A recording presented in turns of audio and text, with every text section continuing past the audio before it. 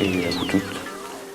Je voudrais aujourd'hui vous entretenir de cette opposition qui est faite sans cesse par les médias et par un certain nombre de personnes qui parfois tombent dans le panneau entre la vigilance sanitaire absolument nécessaire, indispensable, et d'autre part toute une série de vigilances qui ne le sont pas moins.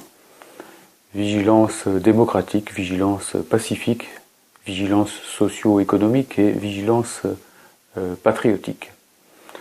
On vous dit dans les médias que l'épidémie est si grave que de toute façon ça vaut le coup effectivement de sacrifier les libertés, que la question de la paix, on s'en occupera quand on aura le temps, que la question du progrès social et des luttes nécessaires pour qu'effectivement il ne soit pas entièrement détruit, c'est pas de saison, etc., etc. Eh bien moi je vous dis au contraire au nom du PRCF que toutes ces vigilances sont nécessaires, sont indispensables et se complètent l'une l'autre. Bien entendu, d'abord la vigilance sanitaire. Nous ne sommes pas au PRCF des irresponsables et nous voyons bien que les hôpitaux se remplissent, qu'il y a actuellement donc des problèmes de plus en plus aigus avec notamment les personnes en réa. Et nous ne prenons pas ça du tout à la légère. Nous avons vu, y compris nos propres camarades, quelquefois être frappés par le Covid-19 et nous savons que c'est une maladie terrible. Mais en même temps, nous n'oublions pas que si les choses sont si graves aussi, c'est parce que pendant des dizaines d'années, à cause du traité de Maastricht et de la politique d'alignement sur l'euro et sur l'Union européenne, des sommations reçues à répétition, en 42 depuis 2010, de la part de l'Union européenne visant la France, et lui la sommant, donc l'enjoignant de dépenser moins en matière de santé, des dizaines de milliers de lits ont été fermés, des dizaines d'hôpitaux ont été fermés, et que donc là aussi les services de réanimation ont été eux-mêmes ciblés par une politique odieuse, une politique, osons le dire, à l'intention de tous les ministres de la santé qui se sont succédés, une politique criminelle. Une politique criminelle, j'insiste sur ce terme. Un jour, ces gens devront rendre des comptes, car ils ont sur leur tête des responsabilités écrasantes en matière de vie. Voilà, alors donc, n'oublions pas donc tout cet aspect des choses. La vigilance sanitaire, ce n'est pas seulement celle qui consiste à respecter les gestes barrières, et nous invitons à les respecter, c'est celle aussi qui consiste à défendre les personnels des hôpitaux qui n'ont pas eu de vacances pour certains depuis le mois de mars, et donc à soutenir leur lutte pour un recentrage complet de la politique sanitaire de la France, qui depuis des années donc a été dictée par le souci de la rentabilité et des économies qu'il fallait faire de toutes les façons possibles et imaginables pour que la France puisse rester dans les clous de la monnaie unique, des critères de Maastricht, donc de l'alignement de feu le franc sur le Deutschmark. C'est ça aussi, et c'est ça surtout, qui a détruit l'hôpital public et qui a également comprimé de toutes les façons possibles la sécurité sociale. Je rappelle que la Sécu, dont nous fêtons le 75e anniversaire, a été mise en place par le ministre communiste de 1945, Ambroise Croizat, retenez bien ce nom si vous ne le connaissiez pas, et que le principe de la Sécu, ce n'était pas celui des assurances, c'est-à-dire donc vous versez et puis on vous verse éventuellement quelque chose si ça va mal, et encore. Le principe de la Sécu, c'était de chacun selon ses moyens, à chacun selon ses besoins. Principe communiste par excellence. La formule est de Marx, de chacun selon ses moyens, c'est-à-dire que le riche doit payer plus que le pauvre, que l'homme en bonne santé doit être solidaire de celui qui est malade, que le jeune, il faut le rappeler, doit être solidaire du vieux, et ainsi de suite. Bon, et à chacun selon ses moyens, il faut évidemment d'abord avoir le souci de la vie. Bon, alors voilà donc le premier point. Mais cela n'empêche nullement, au contraire, d'être extrêmement vigilant sur d'autres plans. Vigilance sanitaire, mais aussi vigilance démocratique. Pas question de continuer à accepter que ce gouvernement, qui s'est déjà illustré par sa politique extrêmement répressive, brutale, fascisante par certains aspects, à l'égard des gilets jaunes, à l'égard des syndicalistes de lutte, continue, sous prétexte de Covid, à fliquer, à interdire même des distributions de tracts, des appositions de banderoles, des réunions de partis et de mouvements politiques, Nous-mêmes, nous n'avons pas pu tenir physiquement notre comité central récemment parce que la salle qui nous était réservée pour des raisons tout à fait compréhensibles, mais enfin c'est le gouvernement qui a décidé cela, a été fermée. Bon, donc en gros la vie politique est au ralenti, la vie syndicale est au ralenti, les réunions, les manifestations, etc. sont extrêmement compliquées.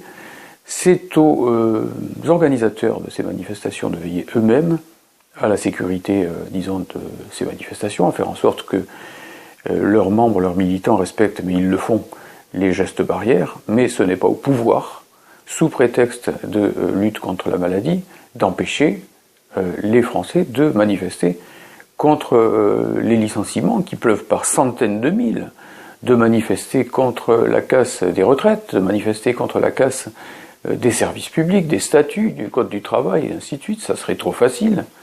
Nous voulons vivre, mais nous voulons vivre une vie digne, une vie d'homme libre. Et donc, nous voulons que la santé que nous défendons soit aussi une santé d'hommes ou de femmes dressés naturellement contre toutes les injustices.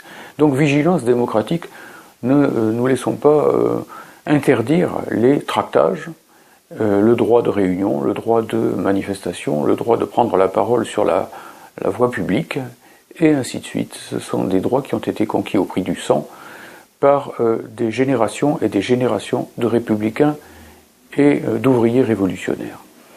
Vigilance également, je dirais, pacifique, car à l'échelle mondiale, la paix va aussi mal que la santé des gens. L'OTAN, les États-Unis, avec à leur tête pour l'instant encore un demi-fou et un fasciste, Donald Trump. Il n'y a qu'à regarder, quand je dis fasciste, c'est pas une exagération. Bon, cet homme a dit lui-même que, par exemple, il ne rendrait pas le pouvoir si facilement que ça s'il était battu au présidentiel. Bon, qu'est-ce que c'est que cet homme? Bon, je ne suis pas non plus en train de vous dire que Biden est un type bien. Je suis simplement en train de vous dire que l'impérialisme a des comportements absolument débridés, que l'OTAN, par exemple, ne cesse d'augmenter ses crédits de guerre, y compris la France, qui fait partie du commandement intégré de l'OTAN, et que d'une façon générale, effectivement, ces gens nous préparent une guerre contre la Russie, ou une sorte de guerre contre la Chine, contre laquelle les deux tomberont-ils en premier. C'est pas la vraie question qui nous intéresse, parce que toute guerre nucléaire à notre époque pourrait anéantir l'humanité. Alors, si on ne défend pas la paix, je veux bien qu'on défende la santé, mais la santé de qui? Encore faut-il être vivant pour qu'il y ait une santé. Donc faisons très attention à ces questions de la guerre et de la paix, plus que jamais. Et n'oublions pas que d'ailleurs, au sein même de l'OTAN, maintenant, on a carrément un trublion permanent, dans la personne d'Erdogan, qui justement, parce qu'il est membre de cette alliance agressive et qu'il a donc le parapluie américain au-dessus de la tête, se permet actuellement de porter le trouble, la guerre, etc., d'un bout à l'autre de la Méditerranée en ce moment même, donc d'exciter les foudres vengeresses de l'Azerbaïdjan contre la population civile du Haut-Karabakh. Là encore, bon, je n'ai pas le temps dans une vidéo comme celle-ci de détailler la situation dans le Caucase, mais on voit bien quand même que d'un bout à l'autre de la Méditerranée, au-delà, jusqu'à la mer Caspienne pratiquement, eh bien, certains rêvent de rétablir l'Empire ottoman et que le super-empire euro-atlantique semble regarder ces choses-là d'un œil bénin, comme si ce n'était rien. N'oublions pas comment a éclaté la Première Guerre mondiale, n'oublions pas comment, d'une façon générale, des barils de poudre ne demandent qu'à être rapprochés d'une étincelle pour que tout saute. Et à notre époque, si tout saute, la Troisième Guerre mondiale, ça serait peut-être, et même certainement, la dernière, puisqu'il n'y aurait plus d'humanité ensuite pour voir qui a gagné.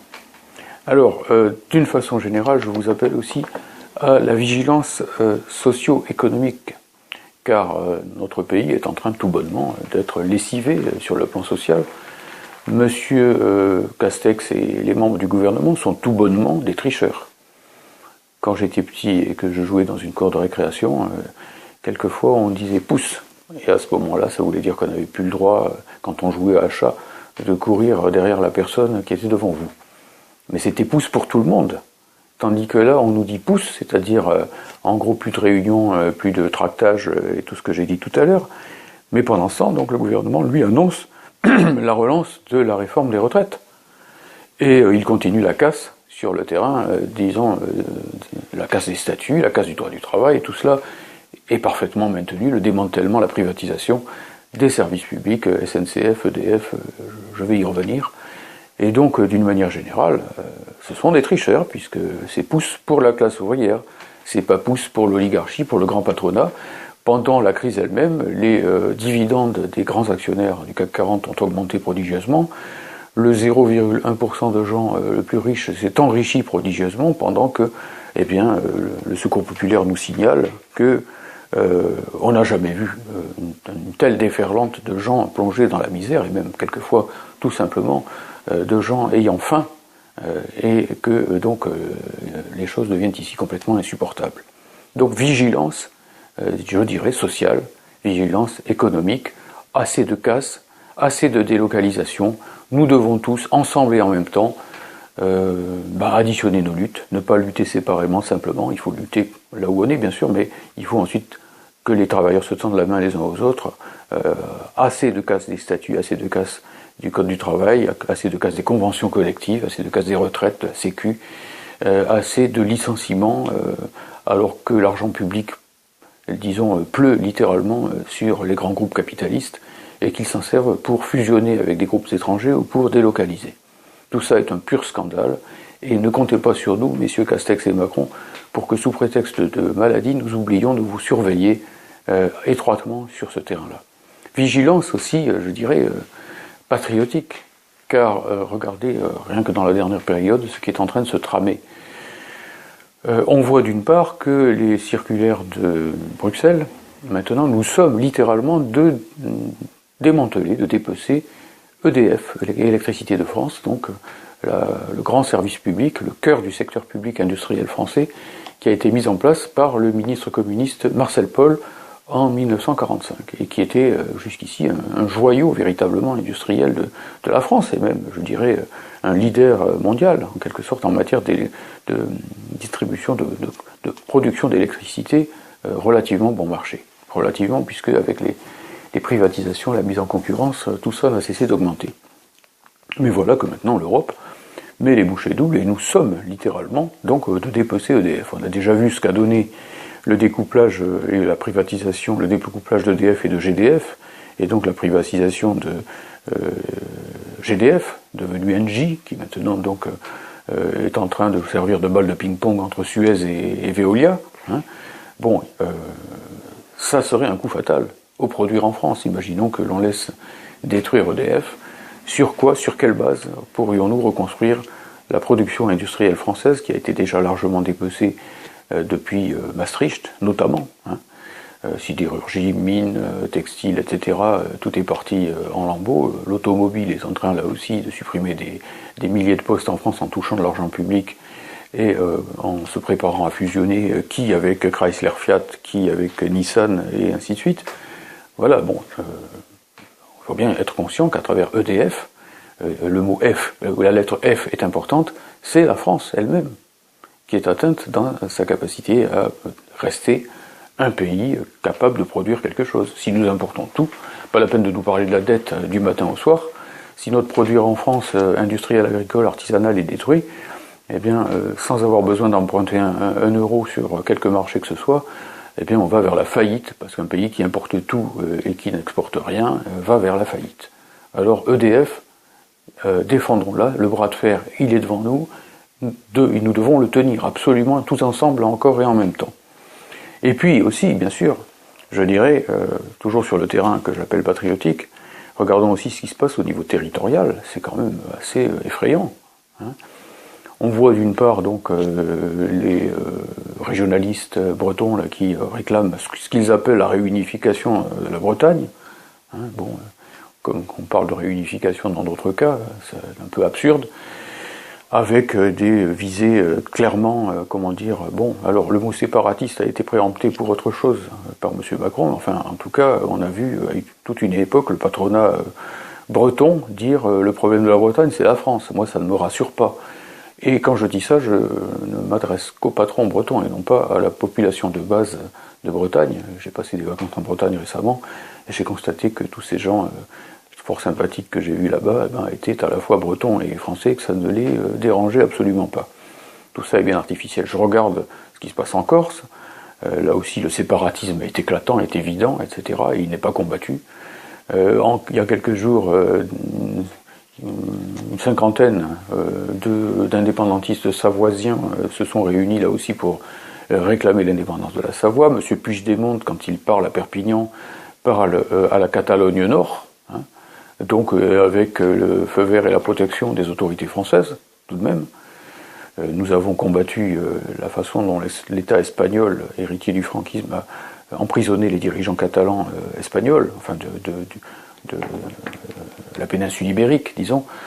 Mais c'est pas pour autant que nous cautionnons, nous, PRCF, et nous, d'une façon générale, patriotes républicains, ces activités tout à fait séparatistes. Mais enfin, où allons-nous si nous laissons faire ça au territoire français? Regardez ce qui s'est passé aussi récemment avec la transformation de la Moselle en euro-département, de l'Alsace, des deux départements alsaciens, en région, plus exactement en communauté unique ou en collectivité unique.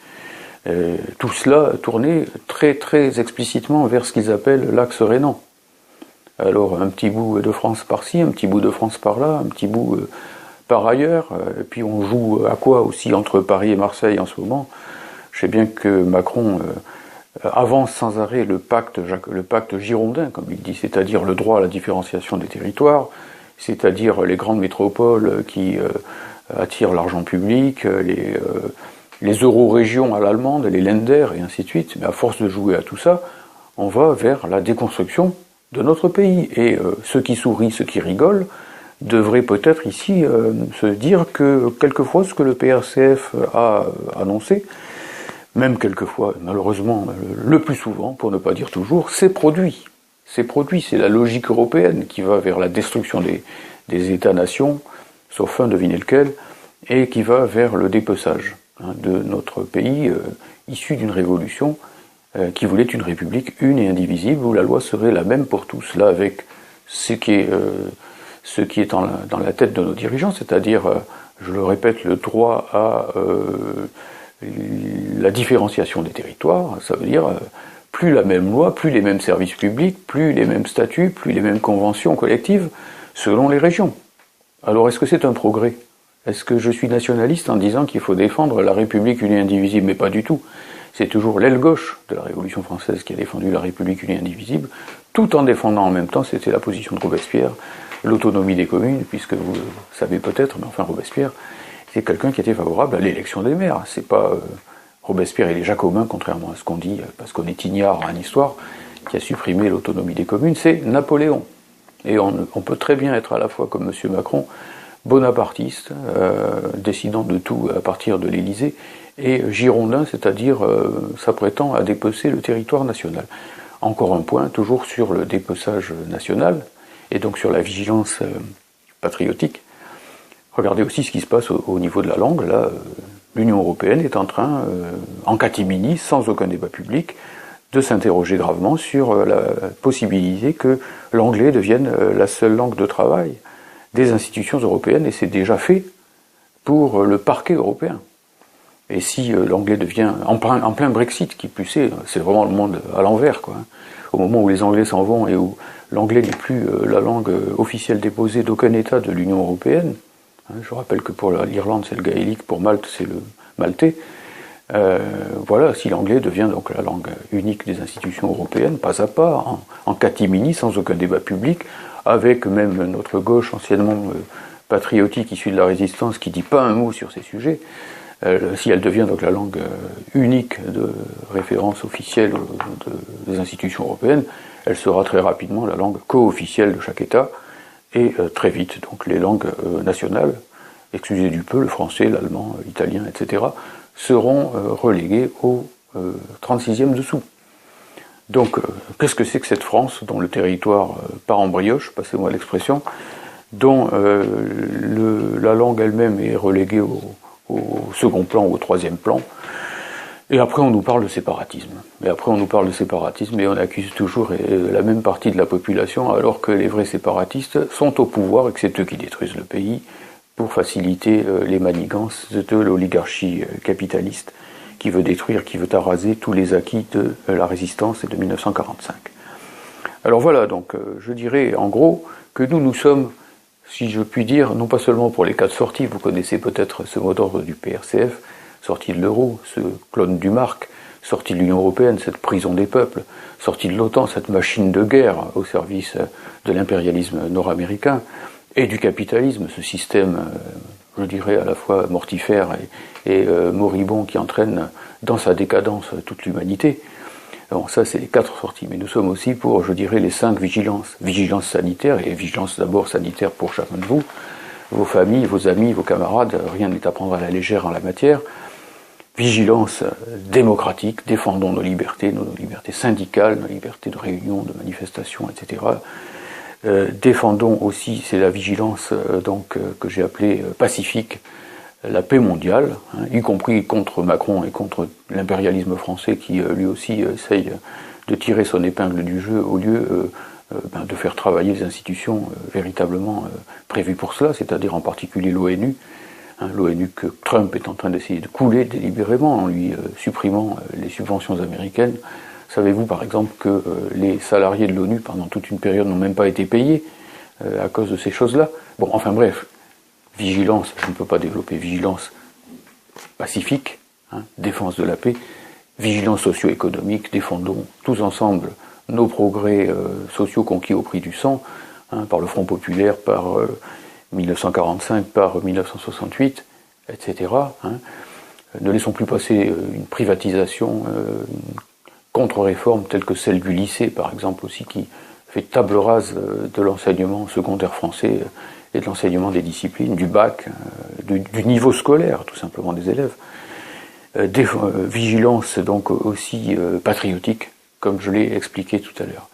Et donc, adressons-nous très fortement autour de nous. Je m'adresse, je le dis d'abord aux militants communistes qui m'écoutent, aux militants progressistes, à nos camarades de travail, à nos voisins, à nos amis, à notre famille, etc., pour les appeler eux aussi à être vigilants sur tous ces terrains. Et pour ne pas laisser se mettre en place pour 2022 tout simplement un pseudo-duel duo entre, une fois de plus, Macron et Le Pen, avec une gauche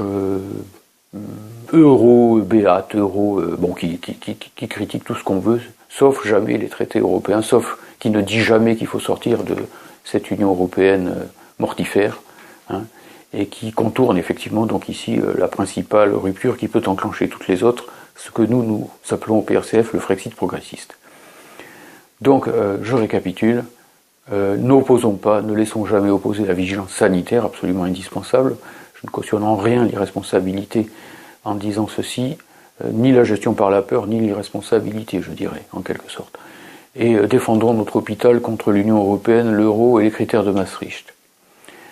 Vigilance socio-économique, sur tous les progrès sociaux, défendons-nous, on ne lâche rien, et on les défend ensemble, en se tendant la main entre professions, entre secteurs en lutte, entre travailleurs défendant leur emploi, travailleurs défendant leur salaire, travailleurs défendant leurs conditions de travail, etc.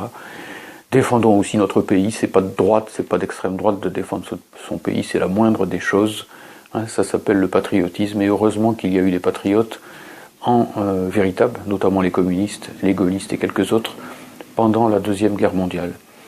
Et enfin, vigilance bien sûr pacifique, parce que si nous laissons les choses aller où veut les mener le capitalisme et l'impérialisme, eh bien nous pourrions aller vers une Troisième Guerre mondiale qui réglerait de façon définitive à la fois les problèmes de santé, les problèmes de liberté et quelques problèmes que ce soit, parce qu'il n'y aurait plus d'humanité au bout du compte.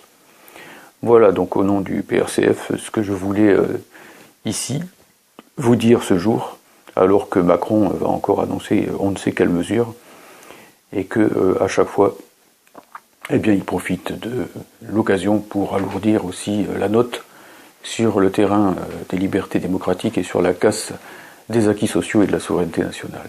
Oui, défendons la santé, c'est un bien précieux, très précieux, et tout ce que j'ai dit aussi, indépendance nationale, progrès social, paix, liberté démocratique, eh ben, ça ne s'oppose pas à la santé, c'est même, disons, un paquet commun qui s'appelle, si on met tout ça ensemble, le bonheur commun.